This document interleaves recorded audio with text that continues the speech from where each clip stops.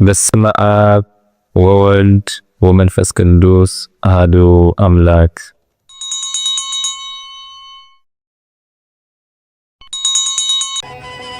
በስመ አብ ወወልድ ወመንፈስ ቅዱስ አሐዱ አምላክ አሜን።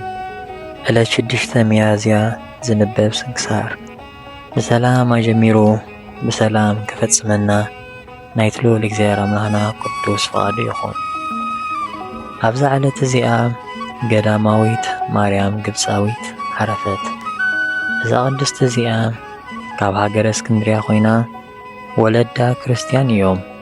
ጓል 12 ዓመት ምስ ኮነት ጸላኢ ኩሉ ደቂ ሰብ ጸላኢ ሰናያት ኣቢሩ ኣስሓታ እሞ ናቱ መጻወድያ ገይርዋ። ብኣኣ ድማ ብዙሓት ነፍሳት ኣጻወደ ኣፈንጠረ።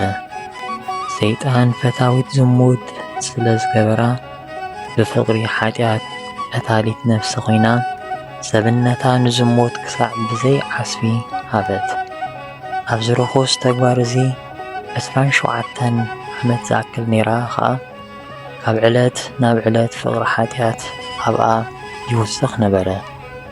መፍቀሪ ደቂ ሰብ እግዚኣብሔር ናብ ኢየሩሳሌም ከይዶም ንዕኡ ምስጋና ዝግብኦ ናብ መቓብር ጐይታና ኢየሱስ ክርስቶስ ክሳለሙ ዝደለዩ ሰባት ገለጸላ። ምስኣቶም ንኽትከይድ ልባ ታወኽ እሞ ናብ መርከብ ተሳፈረት። መራሕቲ መርከብ ክኸዱ ከለዉ ዋጋ መርከብና ክፈልና ኢሎምዋ ኣብ ክንዲ ክፍሊት መርከብ ኣብኣ ክዝሙ ሰብነታ ሃበቶም። ኣብ ኢየሩሳሌም በፂሓ እውን ኩሉ ግዜ ብምዝማው ከምኡ ትገብር ነበረት። ንዕኡ ምስጋና ዝግብኦ ናብ ኣፍ ደገ ቤተ ክርስቲያን መቓብር ጐይታና ኢየሱስ ክርስቶስ ክትኣቱ ምስ ደለየት መለኮታዊ ሓይሊ ምእታው ከልኣ። ምስ ዝኣትዉ ክትኣቱ ትደሊ እሞ ሓይሊ እግዚኣብሔር ግና ምእታው ይኸልኣ ነበረ። ብዙሕ ግዜ ክትኣቱ ሓሲባ ክትኣቱ ግና ኣይተኻእላን። ብምኽንያት ርኩስ ተግባራ ሓይሊ እግዚኣብሔር ምእታው ስለ ዝኸልኣታ ሓሰበት እሞ እናሓዘነትን እናተከዘትን ኣዒንታ ናብ ሰማይ ናብ መሓሪ እግዚኣብሔር ኣልዓለት።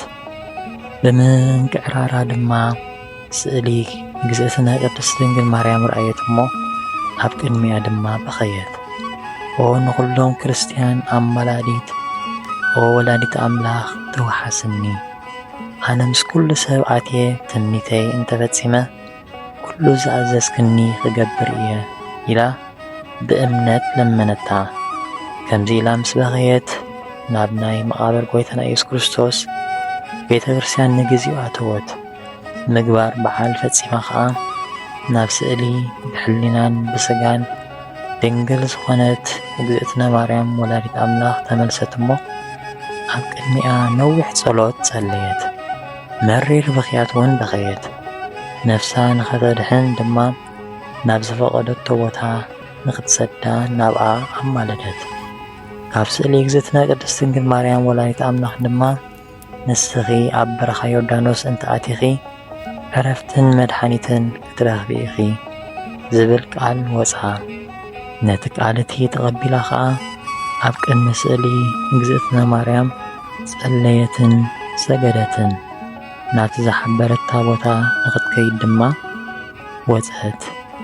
ምስ ወፀት ድማ ሓደ ሰብኣይ ረኺባ 2 ቅርሺ ሃባ እሞ ብኡ እንጀራ ገዚኣ ሩባ ዮርዳኖስ ተሳገረት።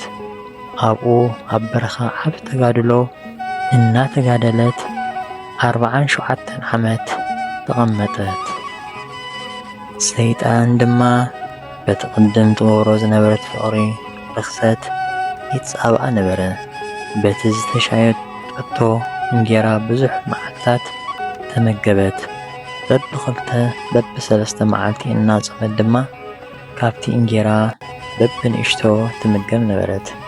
እቲ እንጀራ ምስ ተወድአ ድማ ሳዕሪ በረኻ ተመገበት። ኣብቲ በረኻ እናተዘዋወረት 47 ዓመት ምስ ገበረት ናይቲ ገዳም መነኮሳት ብዓብይ ጾም ዓመት መጸ 6 ጾም ክሳዕ ትውዳእ ናብ በረኻ ወፂኦም ተጸሚዶም ስለ ዝጋደሉ ቅዱስ ዞሲማስ ከዓ ካብ ልማድ እቲ ገዳም ኣብኡ ቅድስቲ ጾም 40 ንኽጸውን ወፀ። ቅዱስ ዞሲማስ ናብቲ በረኻ ዮርዳኖስ ምስ ወፀ ብኡ ዝጸናንዓሉ ነገር ክርእዮ ንእግዚኣብሔር ለመኖ። ኣብቲ በረኻ እናተዘዋወረ ከሎ ኸዓ ነዛ ቅድስቲ ማርያም ግብፃዊት ካብ ሩሑ ኣማዕድዩ ረኣያ እሞ ካብ ሰይጣናት መሰለቶ። ምስ ጸለየ ግና ከሰብ ከም ዝኾነት ተገለጸሉ። ናብኣ ኸደ እሞ ንሳ ግና ካብኡ ሃደመት።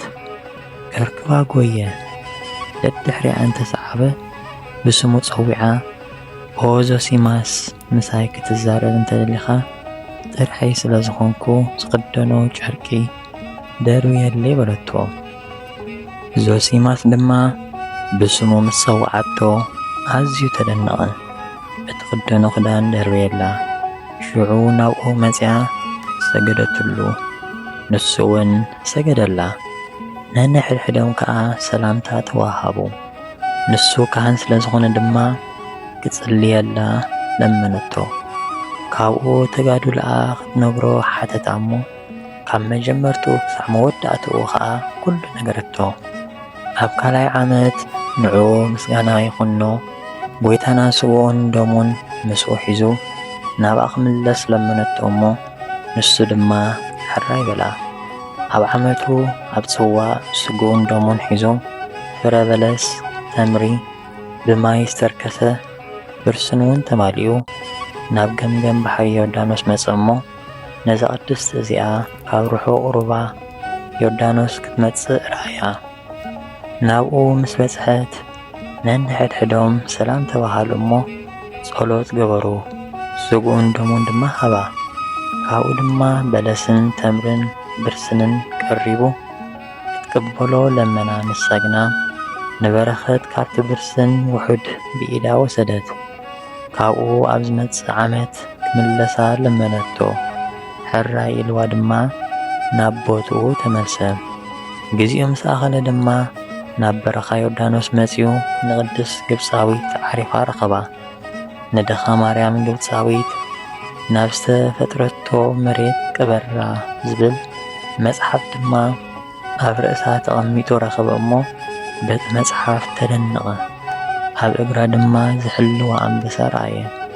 መቓብር ብምንታይ ክኹዕተላ እየ ኢሉ ሓሲቡ እቲ ኣንበሳ መጺኡ ኳዕተላ።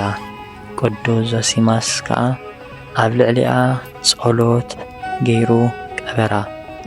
ናብ ገዳሙ ተመሊሱ ድማ ንመነኮሳት ነዛ ቅድስቲ ግብፃዊት ገድላ ከምቲ ዘረዳእቶ ካብ መጀመርታ ክሳብ መወዳእታ ነገሮም።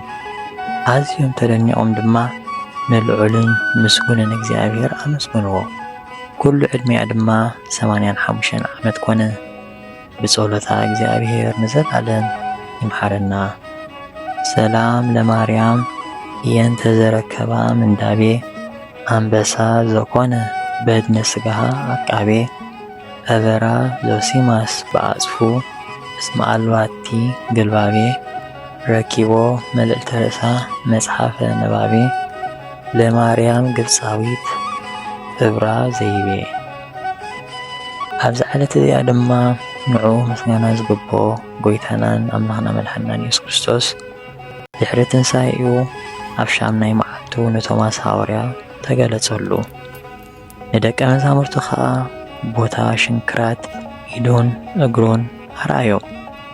ኢድ ቶማስ ሒዙ ድማ ኣብ ልዕሊ መለኮታዊ ጎድኑ ብምቕማጥ ቦታ ውጋእ ኩናት ኣርኣየ። ቶማስ ከዓ ጎይታይን ኣምላኸይን በሎ። ጎይታ ከዓ ስለ ዝረኣኸኒ ኣሚንካኒ፣ ከይረኣየኒ ብኣይ ዝኣምን ግና ብፁዕ እዩ በሎ።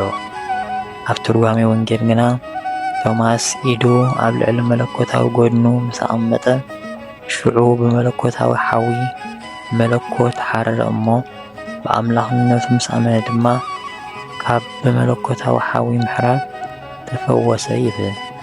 ንእግዚኣብሔር ምስጋና ይኹኖ። ብጸሎት ኩሎም ቅዱሳን ሃዋርያት ንዘላለም ክምሕረና ድማ ናብኡ ንለምን። ኣብዚ ዕለት እዚኣ ከዓ ኣቦታት መዘከርታ ኣቦና ኣዳምን ኣዴና ሔዋንን ክንገብር ኣዘዙና።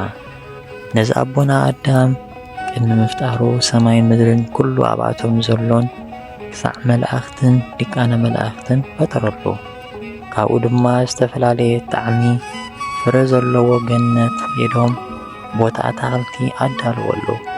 ንዕኡ ኩሉ ዘድልዮ ኣዳልዩ ድማ ኣብ ግዜ ንግሆ ሓርቢ ከዓ ማእከል ምድሪ ካብ ዝኾነ ጎልጎታ መሬት ወሲዱ ንዕኡ ፈጠሮ።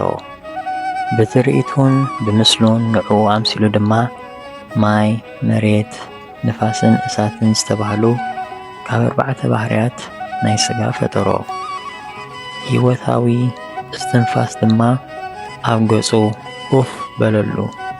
ልብሰ ብርሃን ከደኖ። ኣብ ልዕሊ ኩሉ ንጉስን ነቢይን ካህንን ሸይሙ ኸዓ ኣብ መሓዳር ኩሉ ፍጥረት ገበሮ። ካብኡ ጐይታ ሪኡ ኣስማት ከወፃሎም ኩሎም ኣራዊት እንስሳን ኣዕዋፍ ሰማይን ናብኡ ኣምጾም እሞ ኣዳም ድማ ብዝተውሃቦ መንፈስ ትንቢት ከም ዘዛረቦ በብሽሞም ሰመዮም። ድሕሪዚ ኣብ ኣዳም ድቃስ ኣምጺኡ ደቀሶ እሞ ካብ ጐድኑ ሓደ ዓጽሚ ወሲዱ ንቦታኡ ብሥጋ መልኦ። ብርህቲ ጽብቕቲ ሰበይቲ ገይሩ ድማ ኣብ ቅድሚኡ ኣቐመጣ። ኣዳም ካብ ድቃሱ ምስ ተበራበረ እዚኣ ዓጽሚ ካብ ዓጽመይ ሥጋ ካብ ሥጋይ እያ ኢሉ ሰበይተይ ትኾነኒ ኢሉ ተነበየ። ንሳ ድማ ስማ ሔዋን በላ። ኣዳም ኣብ ጎልጎታ ደው ኢሉ ቃል ኣምላኽ እናሰምዐ ኸሎ እነሆ መላእኽቲ በብነገዶም ኪሩቤልን ሱራፌልን ንኣዳም ስለ ዘኽበሮ ንእግዚአብሔር እናመስገኑ ምስ ሰበይቲ ሔዋን ብርህቲ ደመና ተሰኪማ ወሰደቶም። ኣብ ገነት ኤዶም ድማ ኣቐመጠቶም። እግዚአብሔር ንኣዳምን ሔዋንን ካብቲ ኩሉ ኣብ ገነት ዘሎ ኣታኽልቲ ብልዑ፣ ካብኣ ብዝበልዓኹምላ ዕለተ ሞት ከይትሞቱ ግና ካብዚ ኣብ ማእከል ገነት ዘላ ጽቡቕን ሕማቕን ተፍልጥ ኦም በለስ ኣይትብልዑ በሎ። ኣዳም ንገነት እናዃዓተን እናኾስኮሰን ካብ ፍሬኣ እናተመገበን ምስ መላእኽቲ እናኣመስገነን ተቐመጠ። ሰይጣን ጸላእ ሰናይ ግና ብትዕቢቱ ዝኣክል ካብ ማዕረጉ ምስ ወደቐ ብኽብሪ ኣዳም ቀኒኡ ኣብ ኣርዌ ምድሪ ሓዲሩ ሔዋን ናብ ዘላቶ መጺኡ እግዚኣብሔር ዝኸልከላ ዕፀ በለስ ንኽትበልዕ ኣታለላ። ኣምላኽ ናይ ምዃን ተስፋ ድማ ኣሕደረላ። ነታ ዕፀ በለስ ምስ ረኣየታ ፍሬኣ ኣወናወና በሊዓ ድማ ንሰብኣያውን ኣብልዓቶ።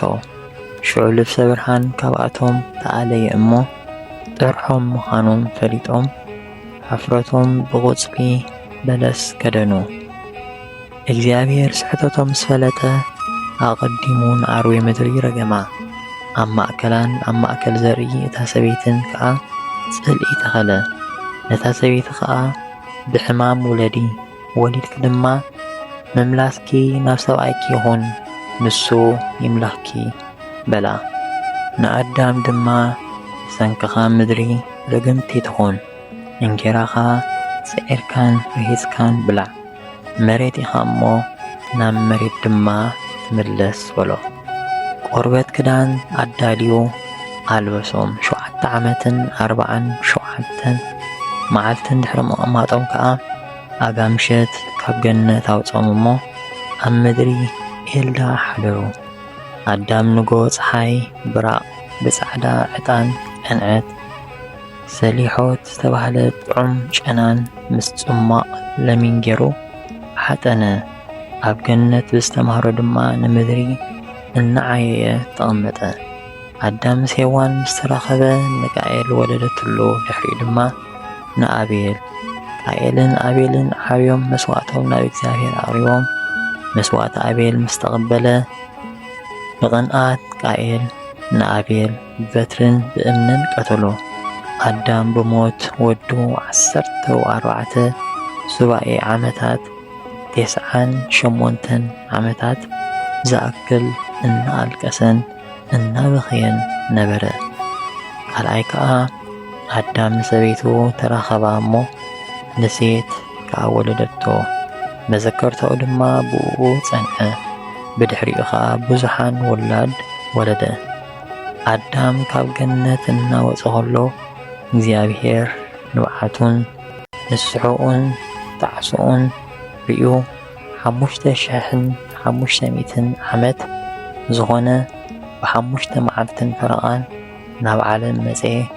ካብ ጓልጓልካ ተወሊደ ኣብ ጐላውልካ ክትፈሓቕ እየ፣ ተሰቒለ ድማ ክብጀወካ እየ ኢሉ ተስፋ ድሕነት ሃቦ። ኣዳም ካብ ገነት ዘምጽኦ ወርቅን ከርቤን ዕጣንን ንሴት ወዱ ሃቦ እሞ ኣብ ዳዕረይ ዘመን ወልደ እግዚኣብሔር ካብ ድንግል ክውለድ እዩ። ሽዑ ሰብኣ ሰገል ሰብ ጥበብ ንበረኸተ ገጽ ከምጽሉ እዮም ኢሉ ጸሓፈሉ። እዚ ኸዓ ከም ቃሉ ተፈጸመ። ካብ ወለዶ ናብ ወለዶ እናተመሓላለፈ ድማ ናብ እግዝእትነ ቅድስት ድንግል ማርያም በጽሐ። ንሳ ድማ ንጴጥሮስ ሃበቶ። ኣቦና ጴጥሮስ ከዓ ንቀለሜንጦስ ሃቦ። ኣዳም ጊዜ ዕረፍቱ ከም ዝቐረበ ምስ ፈለጠ ንሴት ወዱ ጸዊዑ ንደቅኻን ደቂ ደቅኻን ቅድሚ ምሟተይ ናባይ ኣምጻእዮም በሎ እሞ በዓል ኣቦኡ ሰሚዑ ንብዓቱ ናብ ምዕጉርቱ ዘርር እናበለ ወፂኡ ናብኡ ኣቕረቦም። ኣዳም ግና ምስ ረኣዮም ካብኣቶም ብምፍላዩ በኸየ። ንሳቶም ከዓ ክበኪ ምስ ረኣይዎ ኲላቶም ብሓደ ኾይኖም ብግንባሮም ወዲቖም ናብ እግዚኣብሔር በኸዩ። ብኸመይ ኣብ ምድሪ ተደፊንካ ካብ ኣዒንትና ክትስወር ኢኻ ኢሎም ከዓ ኣልቀሱ። ካብኡ ኣዳም ንኹሎም ደቁ መርቆምን ባረኾምን። ንሴት ወዱ ከዓ ወደየ። እዚ ዓለም እዚኣ ጻዕርን ድኻምን ዝመልኣ እያ እሞ ብእግዚኣብሔር ኣሚንካ ኣብኣ ጽድቅን ንጽህናን ሓዝ። ናብ ሰይጣን ዘርእየካ ምትሓቱ እውን ቃሉን ኣይትዘንብል በሎ። ምስ ሞትኩ ማይ ኣይሂ መጺኡ ብዘይካ 8 ነፍሳት ንወላ ሓደ ከየትረፈ ኸጥፍእ ስለ ዘለዎ ንስጋይ ብሰሊክን ሚዓን ዝተባህለ ጭህና ገኒዝኩም ኣብ ቤት መዝገብ ኣቐመጥዎ በሎም። ወደየ ንህዝብኻ መራሒ ኾይንካ ብፍርሃት እግዚኣብሔር ዋስዮም፣ ናብ መንገዲ ድሕነት ድማ መርሓዮም። ንሰይጣን ተኣዚዞም ከይጠፍኡ ኣማሕጽኖም በሎ። ንደቅኻን ንደቂ ደቅኻን ካብ ደቂ ቃየል ፍለዮም፣ ፈጺምካ ምስኣቶም ክጽምበሩ ኣይትሕደጎም። ኣብ ተግባሮም ኮነ ኣብ ጸወቶኦም ድማ ኣይቕረቡ በሎ። ናብ ሴትን ናብ ሄዋን ሰበይቱን ተመሊሱ ኸዓ ነቲ ወርቅን ከርበን ዕጣንን ምስ ኣስከሬኑ ተቐምጥዎ ሓደራ በሎም። ኣብ ጊዜ ምምጻእ ማይ ኣሂ ምስ ወርቅን ከርበን ዕጣንን ንስጋይ ናብ ታቦት የእትውዎ። ድሕሪ ምምጻእ ማይ ኣይሂ ድማ ምስ ስጋይ ኣብ ማእከል ምድሪ የቐምጥዎ በሎም። ድሕሪ ብዙሕ ዓመታት ነቲ ሃገር ስለ ዘመትዋ እዚ ወርቅን ከርበን ዕጣንን ድማ ምስ ምርኮ ክወስድዎ እዮም። ቃል እግዚኣብሔር ክሳዕ ናብ ዓለም መጺኡ ሰብ ዝኸውን ድማ ኣብኡ ብፍቓድ እግዚኣብሔር ክዕቀብ እዩ። ነገሥታት ኣምጺኦም ከዓ ወርቂ ስለ መንግሥቱ፣ ዕጣን ስለ ክህነቱ፣ ከርቤ ምእንቲ መከራኡ በረከተ ገጽ ክቕርብሉ እዮም። ኣቦና ኣዳም 930 ዓመት ምስ ገበረ ንመላሊኤል ኣብ 135 ዕድሚኡ ኣብታ 9 ሰዓት ናይ መዓልቲ ሰዓት 3 ድሕሪ ቀትሪ ኣብታ ዝተፈጥረላ ዓርቢ መዓልቲ ዓረፈ። በታ ዝዓረፈላ ሰዓት ከዓ ካብ ገነት ወፂኡ ነበረ። ሽዑ ሰራዊት መላእኽቲ ምስ ደቁ ተኣኪቦም ጽቡቕ ኣገናንዛ ገነዝዎ።